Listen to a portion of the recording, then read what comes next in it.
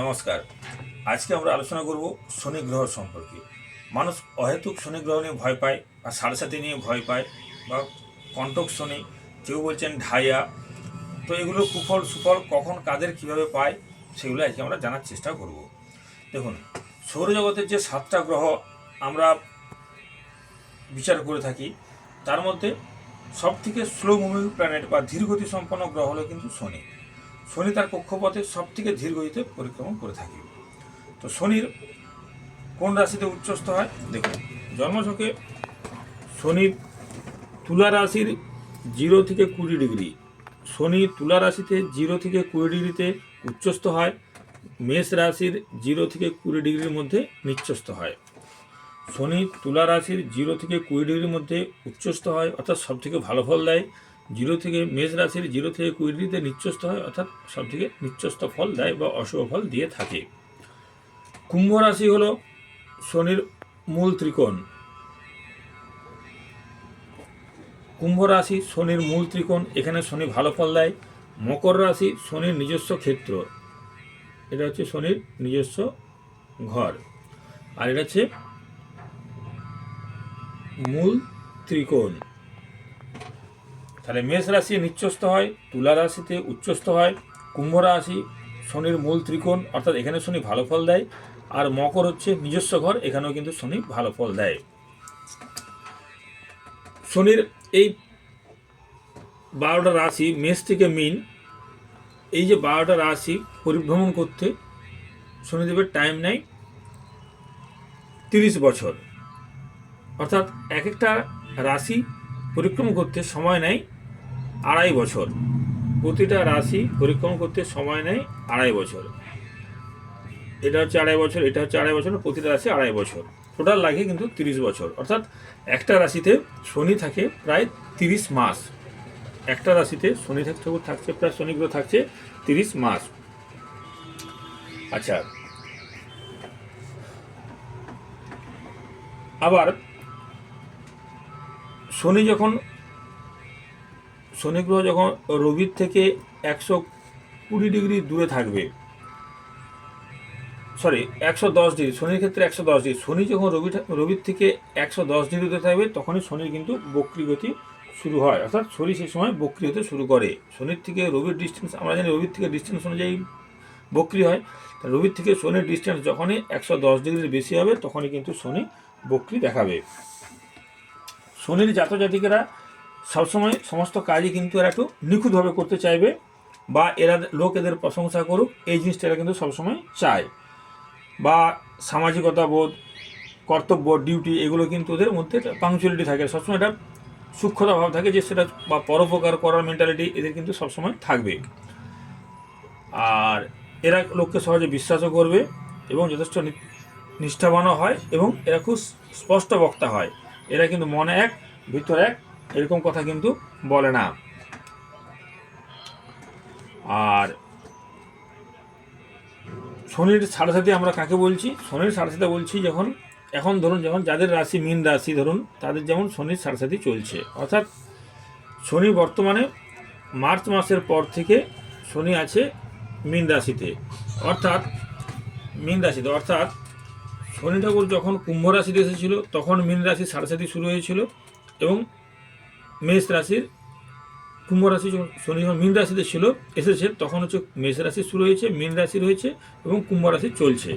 অর্থাৎ যদি কারো মীন রাশি হয়, তাহলে মীন রাশিতে তার শনির সাড়ে ভোগ 2.5 বছর, কিন্তু এই ঘরটায় 2.5 বছর তার কমপ্লিট হয়ে গেছে।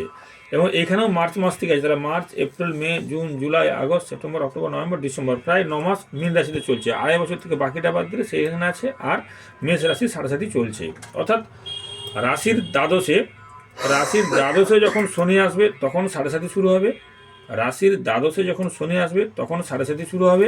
রাশির উপরে যখন থাকবে, তখন সাড়ে চলবে। এবং রাশির এই মীন রাশি যখন আসে, তার রাশির দ্বিতীয়, অর্থাৎ মীন রাশি যদি 1 ধরি আমি, তাহলে দ্বিতীয়, এবং রাশির দ্বিতীয় এখন শনির সাড়ে চলছে, অর্থাৎ মেষ রাশিরও শনির সাড়ে চলছে। তাহলে অর্থাৎ মোট 7.5 বছর। তাহলে রাশির দ্বাদশে 2.5 বছর, রাশির উপরে 2.5 বছর, 5 বছর, আর রাশির দ্বিতীয় 2.5 বছর, অর্থাৎ 7.5 বছর এই শনির সাড়ে সাথী চলছে।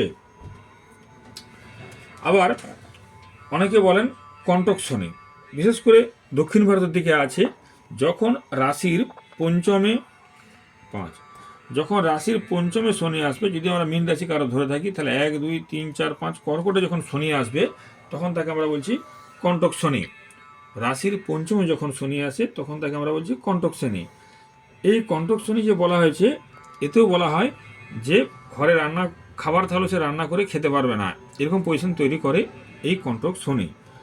আচ্ছা, আরেকটা হচ্ছে, তো আমরা যে জ্যোতিষের যে গ্রন্থগুলো বিশেষ করে মানি, বৃহৎ পরিসর বা লঘু পরাশরী হোরা, আমরা যেসব জ্যোতিষ গ্রন্থগুলো বেশি উল্লেখযোগ্য সেগুলোই কিন্তু এই কণ্টক শনির কোনো উল্লেখ নেই। আচ্ছা, তো আমরা সবাই বেশিরভাগ মানুষই কিন্তু যে শনি ঠাকুর সম্পর্কে একটা ভীতি কিন্তু আমাদের সবসময় কাজ করে। আমরা কিন্তু শনি ঠাকুরের নাম নিতেও কিন্তু ভয় পাই। অনেকেই আমরা বলে থাকি শনি ঠাকুরের পুজো দিতে গেলে বলি বারের পুজো, কখনো বলি বড় ঠাকুরের পুজো। তো এগুলো কিন্তু পৌরাণিক শাস্ত্র অনুসারেই কিন্তু একটা ভয়ের সৃষ্টি হয়ে আছে। তো শাস্ত্রে উল্লেখ আছে যে শনিদেব হচ্ছে খুব রাগী দেবতা বা খুব উগ্র। শনিদেব হচ্ছেন সূর্য, মাতা মানে বাবা হচ্ছে সূর্য, মাতা হচ্ছে ছায়া, এবং চিত্ররথের কন্যাকে তিনি বিবাহ করেছিলেন। তো শনিদেব যখন কঠোর তপস্যায় মগ্ন ছিলেন তখন তার দৃষ্টির প্রতি স্বাভাবিকভাবেই নজর অতটা ছিল না, এবং তার স্ত্রীর অভিশাপেই যে শনিদেবের দৃষ্টি হবে সবসময় বিনাশকারী, অর্থাৎ শনিদেব যেদিকে দৃষ্টি দিবেন তার খারাপ হবে, সেই অভিশাপেই কিন্তু হয়েছিল। তো শনিদেবের গায়ের রং হচ্ছে নীল, 4 হাতের শুল আছে, পাশা, ধনু, বরদান মুদ্রা এইসব কিন্তু শনি ঠাকুরের হাতে আছে। আবার শনি ঠাকুরের গায়ের রং নীল, পৌরাণিক কাহিনী অনুসারে এটা উল্লেখ আছে যে সতীর মৃত্যুর পর শিব ঠাকুরের চোখ দিয়ে যে জল পড়েছিল সেই জল শনিদেব হরণ করেছিলেন, সেই জন্যই শনিদেবের গায়ের বর্ণ কালো হয়ে যায়। আর শাস্ত্র অনুসারে শনিদেব মেরু পর্বতে তপস্যা করে সিদ্ধি লাভ করেছিলেন বা গ্রহত্ব লাভ করেছিলেন। শনির দৃষ্টি হচ্ছে 3, 7, 10। শনিদেব যেখানে অবস্থান করেন তার থেকে তৃতীয় দৃষ্টি হয়, সপ্তম দৃষ্টি হয় এবং দশম দৃষ্টি হয়। আমরা দৃষ্টি গণনা করি এইভাবে। তাহলে শনিদেব যখন এখানে বর্তমানে আছেন তাহলে তার তৃতীয় দৃষ্টি আছে 1, 2, 3, তাহলে বৃষ রাশির উপর একটা শনি ঠাকুরের দৃষ্টি আছে। আবার 7 অর্থাৎ 1, 2, 3, 4, 5, 6, 7 কন্যা রাশিতে শনির দৃষ্টি আছে, 8, 9, 10 এবং ধনু রাশিতে শনির দৃষ্টি আছে। তাহলে এই রাশিগুলোর উপরে কিন্তু একটা মানসিক চাপ, মানসিক টেনশন থাকার সবসময় কথা বা থাকবে। আবার শনিদেব সম্পর্কে উল্লেখ আছে আরও যে আমরা যে শনির সাড়ে সাথী দেখতে পাই প্রতিটা মানুষেরই, তো প্রথমে যখন শনির সাড়ে সাথী জাতকের জীবনে আসে তখন সে কিন্তু পড়াশোনার মধ্যে থাকে। অর্থাৎ শনির সাড়ে সাথী যখন শৈশবকালে আসে তখন তার পড়াশোনায় কিছু অ্যাবসেন্ট মাইন্ডেড হওয়ার সম্ভাবনা থাকে বা রেজাল্ট ভালো হয় না। আর সেই সময় আমরা আরেকটা কথা জানি যে যখন কোনো জাতক জাতিকার শনির সাড়ে সাথী চলবে তখন তার পিতৃস্থানীয় ব্যক্তি বা মাতৃস্থানীয় ব্যক্তি বা গুরুজনদের কোনো না কোনো সমস্যা তৈরি হয়। শৈশবকালে যখন সাড়ে সাথী চলে তখন পড়াশোনায় অমনোযোগী হয় আর পিতা মাতার শরীর নিয়ে কিছু সমস্যা দেখা দেয়। এবার দ্বিতীয় ভাগে যখন শনির সাড়ে সাথী পড়বে তখন স্বাভাবিকভাবে আবার 30 বছর পরে, অর্থাৎ তখন হচ্ছে সে চাকরি ক্ষেত্রে কিছু বাধা পেতে পারে, চাকরি ক্ষেত্রে পদোন্নতি হতে চাইবে না, ব্যবসায় প্রতিষ্ঠা হতে চাইবে না, বিবাহ হতে চাইবে না, বিবাহের ক্ষেত্রে কিছু সমস্যা দেখা দিতে পারে বা পারিবারিক সমস্যা দেখা দেয় যখন শনির সাড়ে সাথীর দ্বিতীয় ভাগ চলে। আর তৃতীয় ভাগ যে শনির সাড়ে সাথী চলে, যেসব যারা বেশিরভাগ ক্ষেত্রে খুব ভাগ্যবান মানুষ হন, যারা দীর্ঘায়ু লাভ করেন তাদের ক্ষেত্রেই কিন্তু শনির সাড়ে সাথীর তৃতীয় পর্যায়ে আসে। সেক্ষেত্রে শরীর নিয়ে কষ্ট, রোগ, যে কোনো রকম দুর্ঘটনা বা বিভিন্ন রকম অশান্তি এগুলো কিন্তু শনির সাড়ে সাথীর তৃতীয় দশাতে আসে।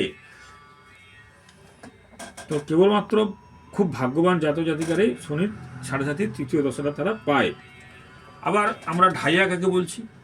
ধরুন শনি এখন আছে মীন রাশিতে, তার থেকে চতুর্থ ভাব 1 2 3 4, অর্থাৎ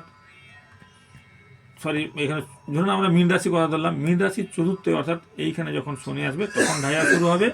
5 6 7 8 এইখানে যখন শনি আসবে তখন অর্থাৎ শনির ঢাইয়া শুরু হয়। অর্থাৎ রাশির থেকে চতুর্থ এবং অষ্টমে যখন শনি আসবে গোচরে, তখন সেই জাতক জাতিকার শনির ঢাইয়া শুরু হয়। তাহলে ঢাইয়ার আয়ু হচ্ছে 2.5 বছর। যেহেতু শনি একটা ঘরে 2.5 বছর থাকছে, তাহলে এখন ঢাইয়া চলছে কোন কোন রাশির? এখন বৃশ্চিক রাশির 1 2 3 না ধনু রাশির 1 2 3 4, তাহলে ধনু রাশির চৌথে শনি আছে, তাহলে ধনু রাশির ঢাইয়া চলছে। আর চলছে কার? 1 2 3 4 5 6 7। আর সিংহ রাশি, এদের কিন্তু শনির ঢাইয়া এখন বর্তমানে চলছে। ঢাইয়া চলাকালীন চৌথ থাকলে কী হবে? গৃহমন, মাছ শরীর নিয়ে সমস্যা হবে, চৌথ ভাব থেকে যা বিচার হয়। আর অষ্টম হলে জাতক জাতিকার শরীর নিয়ে সমস্যা দেখা দিবে, শারীরিক কোনো কোনো কষ্ট দেখা দিবে। তো আবার শনি গ্রহের নাম শুনলেই আমরা কিন্তু স্বাভাবিকভাবেই খুব ভীত থাকি। বিশেষ করে শনিকে আমরা বলি তামসিক গ্রহ। তাহলে শনি গ্রহ হচ্ছে যত রকম দুঃখ, ত্যাগ, কষ্ট, যে কোনো কাজকে দেরি করে দেওয়া, তিতিক্ষার কারক কিন্তু হচ্ছে শনি। তো শনির দশান্তদশা বিশেষত 7.5 বা ঢাইয়া তো মানুষের মধ্যে কি করে? একটা পরিণতি ভাব আনে বা একটা আধ্যাত্মিকতার পথে মানুষকে নিয়ে যায়। এক কথায় আমরা বলি যে মানুষ যেসব খারাপ, যারা বিশেষ করে খারাপ পথে থাকে বা যারা মানে কী বলে সত্যের পথে থাকে না, তাদের কিন্তু 7.5 একটু বেশি কষ্ট হয়। অর্থাৎ একটা মানুষকে খাঁটি মানুষ তৈরি করার জন্য, আধ্যাত্মিক পথে নিয়ে যাওয়ার জন্য 7.5 ঢাইয়া কিন্তু অনেকটাই দায়ী। এই ঢাইয়া বা 7.5 কারণে মানুষ কিন্তু অনেকটা সুধরে যায় বা ভালো পথে কিন্তু অনেকটা আসে। আর শনির যারা জাতক জাতিকা হয় তারা কিন্তু সবসময় সিদ্ধান্তে অবিচল থাকবে। এরা কিন্তু অল্পতেই কিন্তু কোনো কিছুতে বিভ্রান্ত হয় না। তো এক্ষেত্রে আমরা বলবো প্রথম কথায় ঢাইয়া বা কণ্টক শনি বা 7.5 এতে ভয় পাওয়ার কোনো কারণ নেই। এটাকে আমরা গোচর ফল হিসাবে কিন্তু দেখতে পারি। কারণ চন্দ্র থেকে সমস্ত রাশি যখন, সমস্ত গ্রহই যখন কোথায় কী আছে তার উপর গোচর ফল নির্ধারণ হয়, সেরকম শনির ক্ষেত্রেও কিন্তু আমরা এই চন্দ্রের পজিশন অনুযায়ী কিন্তু আমরা 7.5 বা ঢাইয়া বিচার করতে পারি। অর্থাৎ গোচর ফলটাই মেন, গোচর ফলটাই বিচার করা মেন প্রয়োজন। কারণ কারোর যদি শনি ভালো থাকে তাহলে তার ক্ষেত্রে 7.5 প্রভাব সেরকম কিছু পড়ে না, বা সেক্ষেত্রে 7.5 বা ঢাইয়া বা কণ্টক শনি কারোরই কোনো খারাপ প্রভাব পড়ে না। জন্মকুণ্ডলিতে মেনলি শনির বলাবল উপরে নির্ভর করছে, আর বলাবলের উপরেই গোচর ফল নির্দেশ করছে। অর্থাৎ যে 7.5 মানেই খারাপ হবে তা কিন্তু নয়। দশান্তদশা যদি ভালো যায় তাহলে 7.5 সেরকম কোনো খারাপ ফল পাবে না। আরেকটা দেখতে হবে যে রাশি সঞ্চারকালীন চন্দ্রশুদ্ধি আছে কিনা এটা একবার জানতে হবে। আর ওই সময় জন্মরাশিতে ওই চন্দ্রের উপর কোনো শুভ গ্রহের দৃষ্টি আছে কিনা দেখতে হবে। এই দুটো যদি হ্যাঁ হয় তাহলে শনির গোচর ফল বলুন, 7.5 বলুন, ঢাইয়া বলুন, সবই কিন্তু ভালো হবে। আমরা অনেক লোককেই, অনেক মানে মনে ঋষি বা অনেক বড় বড় ব্যক্তিকে চিনি যারা 7.5 জীবনে যথেষ্ট উন্নতি করেছিলেন। যেমন জওহরলাল নেহরু, ওনার কর্কট রাশি, কিন্তু ওনার শনির 7.5 কালেই উনি কিন্তু প্রধানমন্ত্রী হয়েছিলেন। ইন্দিরা গান্ধী, ওনার মকর রাশি, কিন্তু উনিও কিন্তু প্রধানমন্ত্রী হয়েছিলেন এই 7.5 সময়ই। বা মনমোহন সিং, ওনারও কর্কট রাশি, কিন্তু উনিও প্রধানমন্ত্রী ছিলেন এই শনির 7.5 কালীনই বা শনির 7.5 চলাকালীনই। সুতরাং শনি যে সবসময় মানুষের খারাপ করে তা কিন্তু নয়। মেন দেখতে হবে চন্দ্রশুদ্ধি আছে কিনা, চন্দ্রের উপর অন্য কোনো গ্রহের দৃষ্টি আছে কিনা, আর শনির বলাবলের উপর নির্ভর করবে শনি গ্রহ কতটা ক্ষমতায়। শনি গ্রহ যদি বল থাকে তাহলে জানবেন 7.5 আপনার খারাপ কিছু করবে না। আর 7.5 চলাকালীন যদি দশান্তদশা ভালো থাকে তাহলে কিন্তু 7.5 যথেষ্ট ভালো ফল দেয়। 7.5 শনির পজিশন খারাপ, দশান্তদশা খারাপ, গোচর খারাপ, তখনই কিন্তু 7.5 খারাপ ফল দেয়। এইভাবে আমরা শনি গ্রহের বিচার করে থাকি। তো যাদের 7.5 চলছে তাদের আমি বলবো সবসময় সৎ পথে থাকা উচিত, কখনো মিথ্যা কথা বলা উচিত নয়, যে কোনো রকম নেশার থেকে দূরে থাকা উচিত। আর শনিবার দক্ষিণা কালীকে 8টা করে ধূপ দেখানো উচিত, শনিবার নিরামিষ খাওয়া উচিত এবং হনুমান চল্লিশা পড়া উচিত। এবং অসত্য গাছের গোড়ায় যদি জল দিতে পারেন বা প্রদীপ জ্বালতে পারেন, তাহলে কিন্তু উপকার পাবেন। মেন হচ্ছে আপনাকে সৎ পথে থাকতে হবে, সত্য কথা বলতে হবে, তাহলে সাড়ে সাথে আপনার এতটা ক্ষতি হবে না। নমস্কার।